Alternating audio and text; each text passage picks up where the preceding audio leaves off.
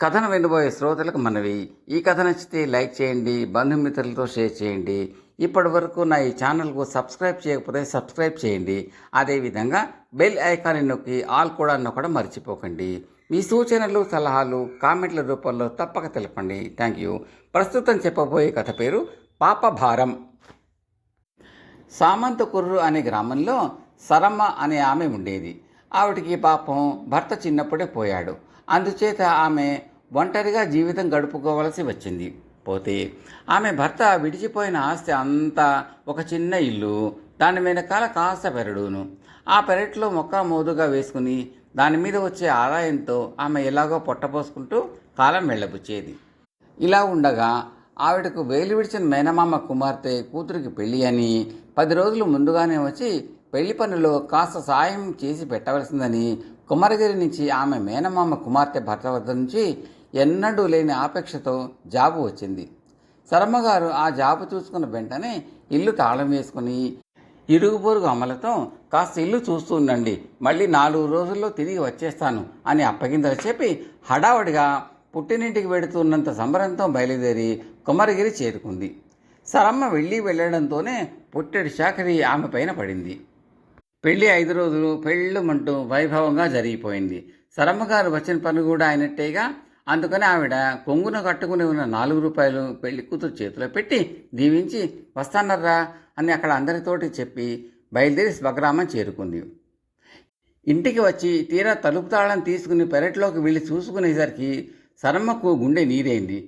ఇంటికి 30 గజాల దూరంలో ఉండే కట్టవ 20 గజాల ముందుకు దిగి జరిగి వచ్చేసింది. ఏమిటిది విడ్డూరం అంటూ సరమ్మ ఇరుగమ్మని పొరుగమ్మని పిలిచి చూపించింది. ఏముందమ్మా, నువ్వు ఊళ్ళో లేకుండా చూసి మున్సబ్ గారు మీ పెరడు 20 గజాల మేర తమ దొడ్లో కలిపేసుకున్నాడు. పాత కట్టవ పీకించేసి 20 గజాల ముందుకొచ్చి కొత్త కట్టవ వేయించాడు. రాజు తలస్తే దెబ్బలకు కొదవా అన్నట్టు గ్రామాధికారులు తలచుకుంటే ఏ పని చేయలేరు అని జరిగిన సంగతి అంతా చెప్పేశారు. అయ్యో, చూస్తూ ఊరుకున్నారా అంది సరమ్మ. ఏం చెయ్యమన్నారు సరమ్మగారు ఊరుకోక. మునుసపు గ్రామానికి అంతటికీ బలవంతుడు, ఎవరన్నా ఆయనకి ఎదురు చెప్పగలరా అన్నారు ఆ ఇల్లాళ్ళు. సరమ్మ సరాసరి మునుసపు పెళ్ళాం వద్దకు వెళ్ళి తనకు జరిగిన అన్యాయం చెప్పుకొని ఏడ్చింది. అధికారి భార్య, మగవాళ్ల గొడవల్లో నేను జోక్యం కలగజేసుకునేదని కానమ్మా అని ఒక్క ముక్కలో జవాబు చెప్పి పంపేసింది. సరమ్మ వెంటనే పోయి కరణంతో మొరపెట్టుకోబోగా తెల్లవారు లేసే మునుసపు నేను మొహామొహాలు చూసుకోవలసిన వాళ్ళం, నా వల్ల ఏమీ కాదు సుమా అనేసి తప్పించుకున్నాడు. ఇంకా ఊళ్ళో వాళ్ళెవరూ కలగజేసుకోరని నిశ్చయంతోచి సరమ్మ తన బంధువులుండే కొమరగిరికి జాబు రాయించింది. ఊళ్ళో వాళ్ళకే సాధ్యంగానే వ్యవహారం పొరుగురు వాణ్ణి నాకు మాత్రం సాధ్యమవుతుందా, నేను వచ్చి మాత్రం ఏం చేయగలను అని ఆవిడకు వేలు విడిచిన మేనమామ కుమార్తె భర్త జాబు రాసి ఊరుకున్నాడు. తమ అవసరానికి ఎంతో ఆప్యాయంగా జాబు రాసి పిలిపించి చాకరీ చేయించుకున్న వాళ్లే కానీ ఈ చుట్టాలంతా నాకు అవసరం వచ్చేసరికి జారిపోయేవాళ్లే కదా అని గ్రహించి సరమ నోరు మూసుకుని ఊరుకుంది. ఇంతలో వర్షాకాలం వచ్చింది. మునుసపు తన పెరట్లోనూ తను కొత్తగా కలుపుకున్న ఆ సరమ్మ పెరట్లోనూ కొబ్బరి మొక్కలు నాటించాలనే ఉద్దేశంతో గోతులు తవ్వించి ఉంచాడు.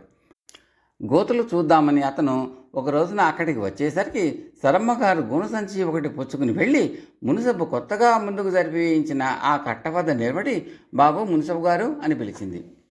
ఆయన ఉలిక్కిపడి పెరడు కలుపుకున్నందుకు ఏమి శాపనార్థాలు పెడుతుందో అని భయపడ్డాడు. కానీ సరమ్మగారు అతన్ని ఒక్క మాట కూడా అనలేదు. బాబు, వీధి గుమ్మాలు గోడలు బెల్లలు ఊడి పాడుపడ్డాయి, మెత్తుకోవడానికి తవ్వించిన మట్టిలోంచి ఒక్క గోనెడు తీసుకొనివ్వండి అన్నది. మునుసబు ఆలోచించాడు. 20 గజాల పెరడు కలుపుకున్నామే, ఒక్క గోనెడు మట్టి ఇస్తే పోయిందేమిటి, ఇంతకు మట్టే కదా అడిగింది, పెరడు గురించి ఏమీ పేచి పెట్టనే లేదు, నేనే భయపడ్డట్టుగా అనుకుని, తీసుకోండి అమ్మా సరమ్మగారు, ఒక్క గోనెడు కాదు, మీకు కావలసిన మట్టి పట్టించి వెళ్ళండి, ఈ పాటి దానికి నోరు తెచ్చి అడగాలా అన్నాడు. సరమ్మగారు కట్టవ దాటి వెళ్ళి తవ్వి సిద్ధంగా ఉన్న మట్టిని గోనె నిండా నింపుకొని, బాబు మున్సబ్ బాబు, కాస్త ఈ బస్తా నా నెత్తిన పెడదు అన్నది. ఈ మాట వినేసరికి మున్సబుకి కోపం వచ్చింది. నేను మున్సబుని కదా, నీకు మూటలైతే నౌకర్ని అనుకున్నావా అని అన్నామనుకున్నాడు. కానీ మరుక్షణంలోనే అనాథ పక్షి ఎత్తి పంపిస్తే దీని పీడ వదిలిపోతుంది, ఈమెను రెచ్చగొట్టి గోటితో పోయేదాన్ని గొడ్డల్లాగా తెచ్చుకోవటం ఎందుకు అనుకుని సరే అంటూ సిద్ధపడ్డాడు. సిద్ధపడ్డాడే కానీ మునసబు ఆ బస్తా ఎత్తలేకపోయాడు. అతి సుకుమారంగా పెరిగిన ఆ అధికారి చేతుల్లో ఒక మట్టి బస్తాను కూడా ఎత్తేటంత సత్తువ లేకపోయింది. ఇంత బరువును ఎత్తడం నాకు సాధ్యం కాదు, ఎవరినైనా పిలుచుకురావమ్మా వెళ్ళి అన్నాడు. సరమ్మ చెరచరా వెళ్ళి వీధిని పోయే వాళ్ళు అందరినీ పిలుచుకు వచ్చింది. వాళ్ళు ఎందుకు చెప్పమా అని నిలబడి చూస్తూ ఉంటే ఆమె, విన్నారా బాబులు, కాస్త ఈ మట్టి బస్తాన్ని నా నెత్తి మీదకు ఎత్తమంటే ఎత్తలేకపోయాడు ఈయన. ఒక బస్తా బరువునే ఎత్తలేని ఈయన నా 20 గజాల పెరడు తన పెరట్లో అన్యాయంగా కలిపేసుకుని సంపాదించిన పాపభారం అంతా రేపు యమలాళ్ళు వచ్చి లాక్కుపోయేటప్పుడు ఎలా మోసుపెడదామనుకుంటున్నాడో మీరే కనుక్కోండి అంది. ఈ మాటలు విన్న మునసబు మరి అక్కడ ఒక్క క్షణం కూడా నిలబడలేదు.